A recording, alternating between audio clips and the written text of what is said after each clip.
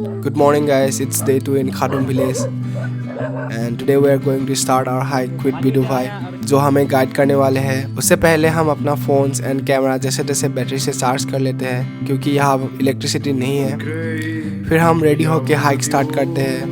As you can see the road is very muddy during the monsoon season, so I don't recommend anyone to come here during monsoon। और फिर हम थोड़ा देर hike करने के बाद एक ब्रिज में पहुँचते हैं जहाँ हमें बिडू भाई बोलते हैं कि कैसे ये दो रिवर यहाँ कनेक्ट होते हैं और एक रिवर का वाटर हमेशा क्लीन रहता है और एक रिवर का वाटर कभी क्लीन नहीं रहता।